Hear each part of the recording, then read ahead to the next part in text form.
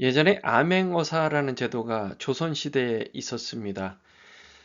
조선의 왕은요, 아주 비밀리에 이 암행어사라는 이 비밀 감찰사를 지방 곳곳을 다니게 하면서 그 지방의 관료들의 비리를 아주 비밀리에 적발하도록 했습니다.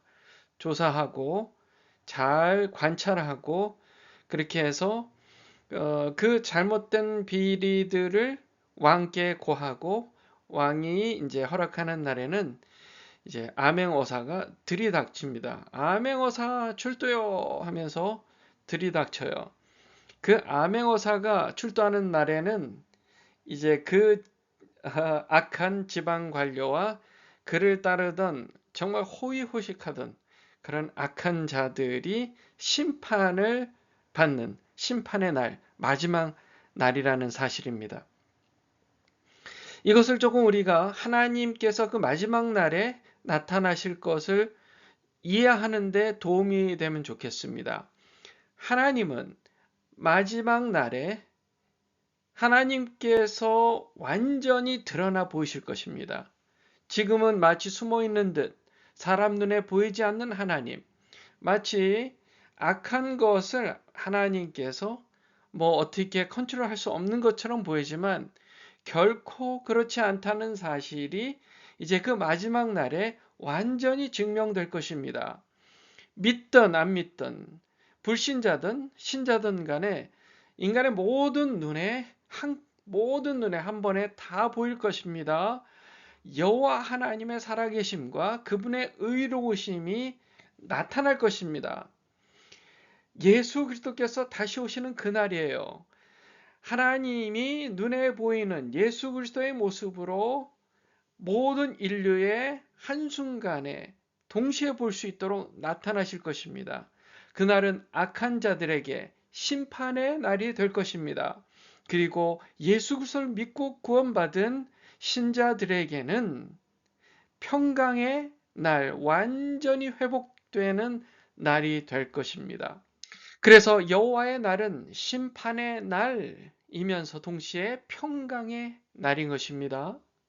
스가랴 선지자는 하나님의 말씀을 받아서 이렇게 예언했습니다.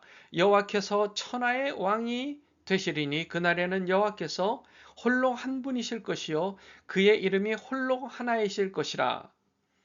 하나님은 언제나 홀로 한 분 하나님이십니다. 우리가 우리 인생들이 섬길 분 그 한 분, 우리 인생을 창조하신 창조자, 그분은 한 분 하나님입니다.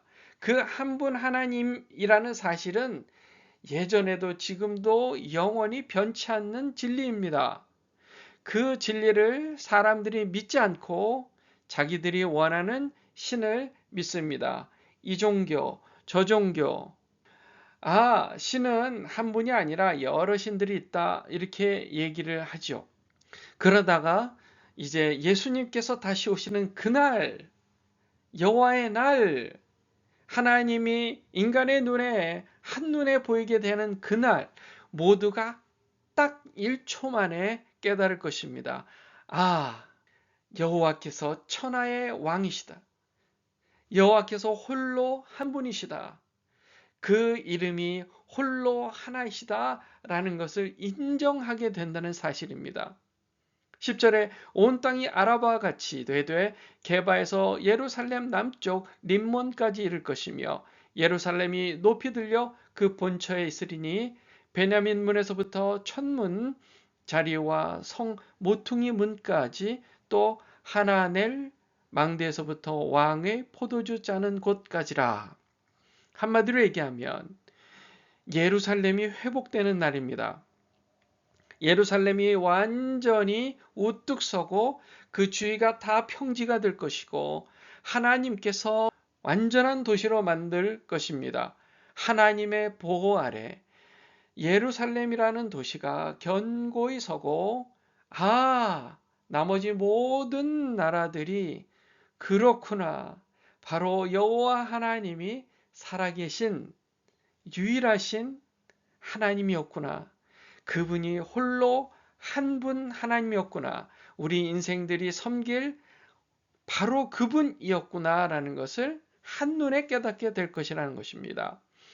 11절 사람이 그 가운데 살며 다시는 저주가 있지 아니하리니 예루살렘이 평안히 서리로다.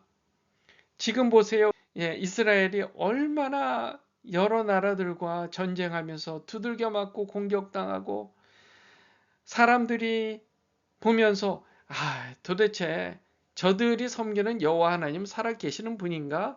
라고 사람들은 의심하기도 합니다.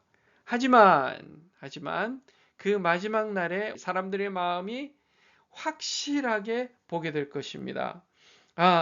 하나님은 살아 계셨구나.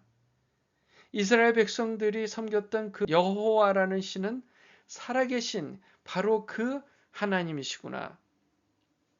하나님께서 그 예루살렘을 평안히 세우실 것이고 모든 사람들 가운데에 하나님의 사람들이 다시금 완전한 평화를 누리게 될 것입니다. 결코 그들에게 저주가 있지 않을 것입니다. 12절에 예루살렘을 친 모든 백성에게 여호와께서 내리실 재앙은 이러하니 즉 예루살렘을 공격했던 대적했던 많은 나라들, 많은 사람들이 여호와 하나님의 재앙을 받을 건데요. 그게 어떤 재앙이냐면 곧 섰을 때에 그들의 살이 썩으며 그들의 눈동자가 눈구멍 속에서 썩으며 그들의 혀가 입속에서 썩을 것이요. 그들을 대적했던 자들, 그런 나라들은 이와 같은 저주를 당할 것이라는 것입니다. 13절 그날에 여호와께서 그들을 크게 요란하게 하시리니 피차 손으로 붙잡으며 피차 손을 들어 칠 것이며 요란하게 되는 거예요. 암행어사가 출두해서 나타나면 호의호식했던 그런 악한 관료들이 사람들의 것을 부정하게 빼앗았던 그 악한 자들에게는요. 그게 암행어사가 나타나는 것은 그들의 인생 완전히 끝장, 요란하게 되는 것입니다. 그들이 생각했던 잘못된 질서가 완전히 깨져버리는 날이 되는 거예요. 그들이 보기에는 이 세상이 완전히 끝나는 거예요. 마지막입니다. 유다도 예루살렘에서 싸우리니 이때에 사방에 있는 이방 나라들의 보화, 곧 금, 은과 의복이 심히 많아 모여질 것이요. 또 말과 노새와 낙타와 나귀와 그 진에 있는 모든 가축에게 미칠 재앙도 그 재앙과 같으리라. 지금 생각해 보세요. 이스라엘이 조그만 나라가 그 주변 적대적인 나라들 중간에 있으면서 얼마나 괴롭힘을 당하고 있어요. 가까스로 견디면서 하나님께서 주시는 지혜와 명철로 군사력, 의료적인 것들, 그런 지식들 이런 게 뛰어나서 그 유대인들이 어느 나라 가나 아주 똑똑하잖아요. 그들이 하나님 주시는 능력으로 지금 그렇게 살아남고 있는 거예요.